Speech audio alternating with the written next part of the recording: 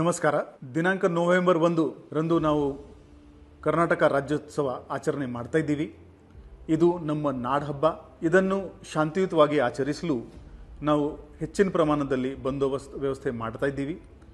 ಈ ಬಂದೋಬಸ್ತ್ನಲ್ಲಿ 180 ಅಧಿಕಾರಿಗಳು, 2300 ಸಿಬ್ಬಂದಿಗಳು, 400 ಹೋಮ್ಗಾರ್ಡ್ಸ್ಗಳು, 10 KSRP ತುಕಡಿಗಳು, 8 ನಮ್ಮದು ಆರ್ಮ್ಡ್ ರಿಸರ್ವ್ ತುಕಡಿಗಳು ಇಷ್ಟು ಡಿಪ್ಲಾಯ್ಮೆಂಟ್ ನಾವು ಮಾಡ್ತಾ ಇದ್ದೀವಿ.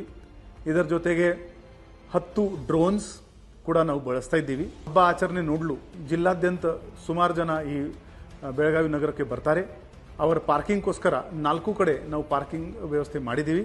ಸರ್ದಾರ್ ಗ್ರೌಂಡ್, ಸಿಪೇಡ್ ಗ್ರೌಂಡ್, ವುಮನ್ ಪೊಲೀಸ್ ಸ್ಟೇಷನ್ ಹಿಂಭಾಗದಲ್ಲಿ ಇರುವುದು ಖಾಲಿ ಜಾಗ, ಹಾಗೆಯೇ ಕೋರ್ಟ್ ಕಾಂಪ್ಲೆಕ್ಸ್ದು ಪಾರ್ಕಿಂಗ್ ಜಾಗ. ಇದನ್ನು ಸಾರ್ವಜನಿಕರು ಬಳಸಬಹುದು. ದೊಡ್ಡ ವಾಹನಗಳನ್ನು ಚೆನ್ನಮ್ಮ ಸರ್ಕಲ್ ಅಲ್ಲಿ 1ನೇ ತಾರೀಕಿಗೆ ಪ್ರವೇಶವನ್ನು ನಿರ್ಬಂಧಿಸಲಾಗಿದೆ. ಸಾರ್ವಜನಿಕರಿಗೋಸ್ಕರ ಕೂತ್ಕೊಳ್ಳೋಕ್ಕೆ ಜಾಗ ಗುರುತಿಸಲಾಗಿದೆ ಮತ್ತು ಸಿಟ್ಟಿಂಗ್ ಅರೇಂಜ್ಮೆಂಟ್ ಕಾರ್ಪೊರೇಷನ್ ವತಿಯಿಂದ ಅಲ್ಲಿ ಚೆನ್ನಮ್ಮ ಸರ್ಕಲ್ ಸುತ್ತಮುತ್ತಲು ಇರುವ 4 ರೋಡಲ್ಲಿ ಈ ವ್ಯವಸ್ಥೆ ಮಾಡಲಾಗಿದೆ.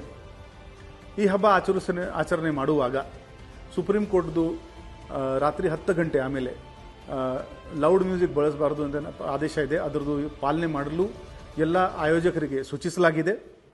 ಈ ಹಬ್ಬ ಆಚರಣೆ ಮಾಡುವಾಗ ಪ್ಲಾಸ್ಮಾ ಮ್ಯೂಸಿಕ್ ಸಿಸ್ಟಮ್ ಮತ್ತು ಲೇಸರ್ ಲೈಟ್ ಬಳಕೆಯನ್ನು ನಿರ್ಬಂಧಿಸಲಾಗಿದೆ. ಚೆನ್ನಮ್ಮ ಸರ್ಕಲ್ನಲ್ಲಿ ಸಾಕಷ್ಟು ಜನ ಆ ದಿನ ಸೇರ್ತಾರೆ.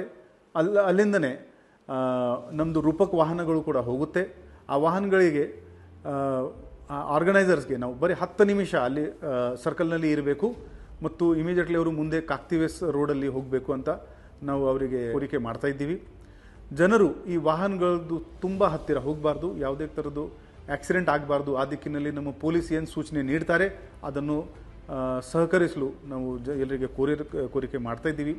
ಈ ಹಬ್ಬ ಟೈಮ್ನಲ್ಲಿ ಚಿಕ್ಕ ಮಕ್ಕಳು, ಮಹಿಳೆಯರು, ವಯಸ್ಸಾದವರು ಎಲ್ಲರೂ ಆ ಚೆನ್ನಮ್ಮ ಸರ್ಕಲ್ನಲ್ಲಿ ಸೇರಿರ್ತಾರೆ.